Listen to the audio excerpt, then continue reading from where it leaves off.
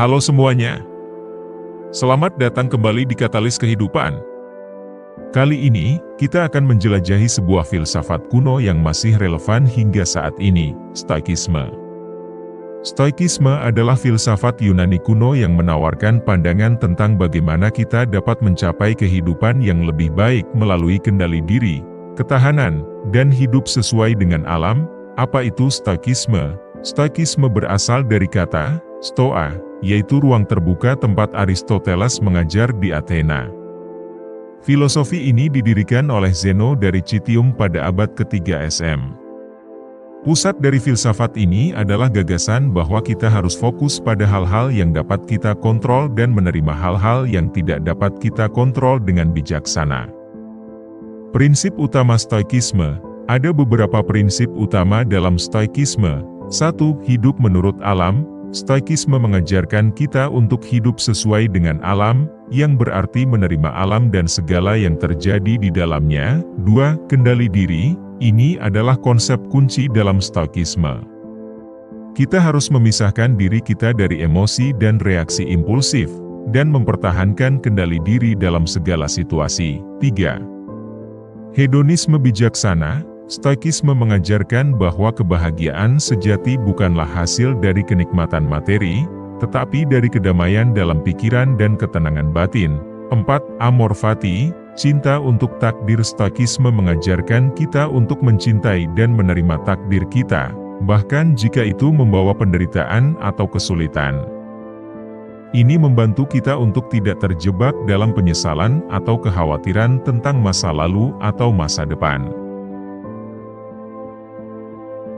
Bagaimana menerapkan Stoikisme dalam kehidupan sehari-hari?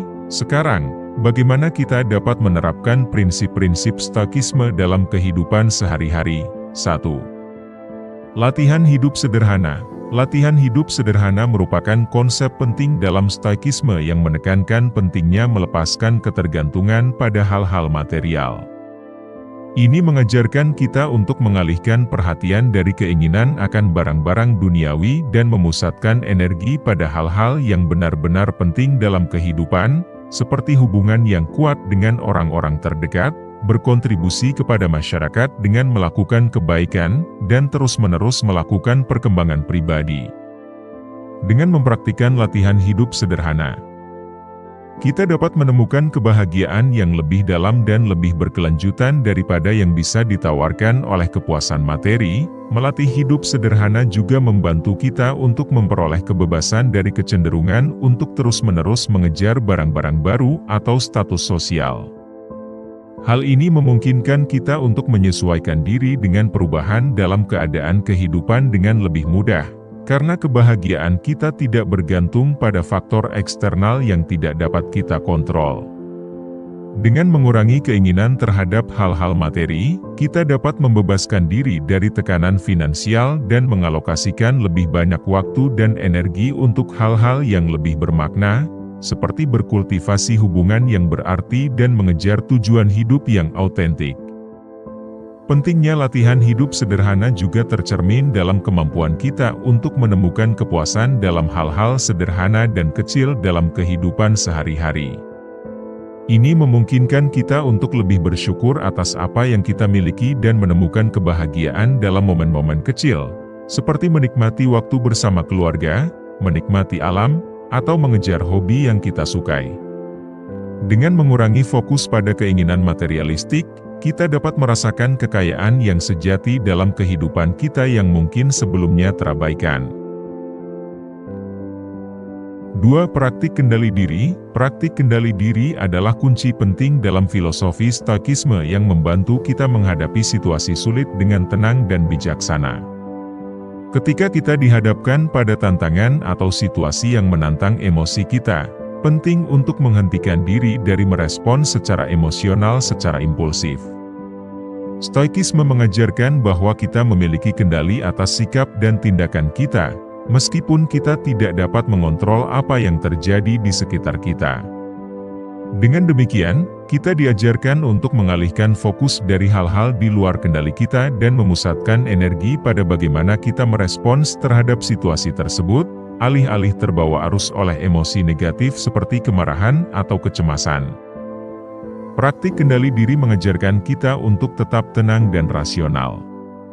Ini tidak berarti menekan atau meniadakan emosi kita, tetapi lebih kepada pengelolaan emosi dengan bijaksana.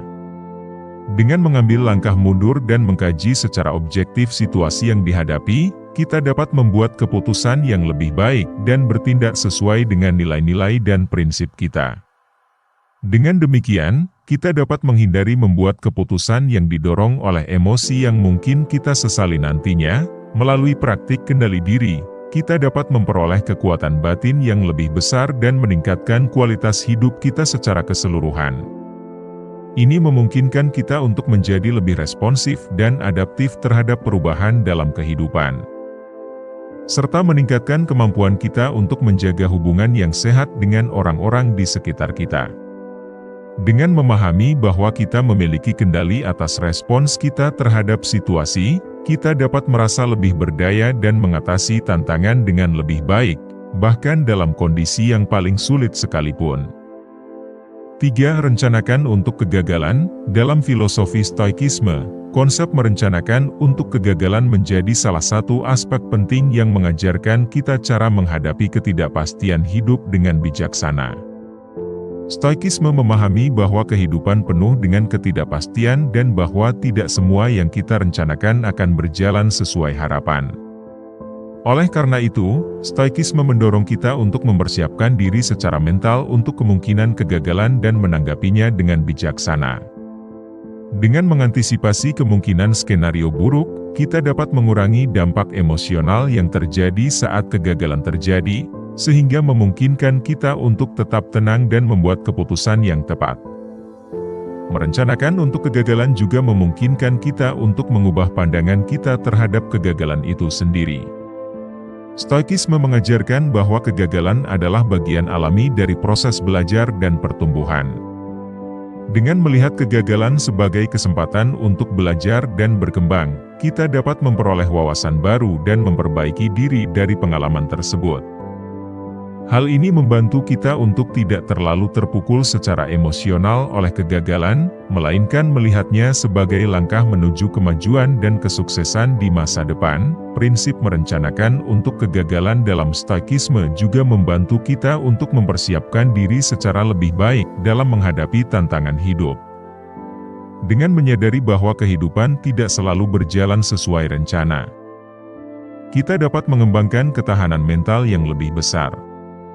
Ini berarti bahwa ketika kegagalan terjadi, kita memiliki kemampuan untuk tetap tegar dan mencari solusi daripada terjebak dalam keputusasaan atau kekecewaan. Dengan demikian, merencanakan untuk kegagalan tidak hanya membantu kita menghadapi kegagalan dengan bijaksana, tetapi juga mempersiapkan kita untuk menjadi lebih tangguh dan fleksibel dalam menghadapi tantangan hidup. Dengan demikian, konsep Stoikisme tentang merencanakan untuk kegagalan tidak hanya mengajarkan kita untuk mempersiapkan diri secara mental terhadap ketidakpastian hidup, tetapi juga membantu kita mengubah pandangan terhadap kegagalan itu sendiri. Stoikisme menekankan pentingnya melihat kegagalan sebagai bagian alami dari proses belajar dan pertumbuhan, bukan sebagai akhir dari segalanya. Dengan mengantisipasi kemungkinan kegagalan dan menanggapinya dengan bijaksana, kita dapat mengurangi dampak emosional yang terjadi saat kegagalan terjadi, serta memperoleh wawasan baru yang memungkinkan kita untuk memperbaiki diri. Selain itu, prinsip ini juga membantu kita mengembangkan ketahanan mental yang lebih besar, sehingga kita dapat tetap tegar dan fleksibel dalam menghadapi tantangan hidup. Dengan demikian, merencanakan untuk kegagalan dalam konteks Stoikisme merupakan landasan yang kuat untuk menjalani kehidupan dengan bijaksana dan tangguh. Terima kasih telah menonton. Jangan lupa untuk berlangganan saluran kami dan tinggalkan komentar jika Anda memiliki pertanyaan atau ingin berbagi pengalaman Anda dengan Stoikisme. Sampai jumpa di video berikutnya.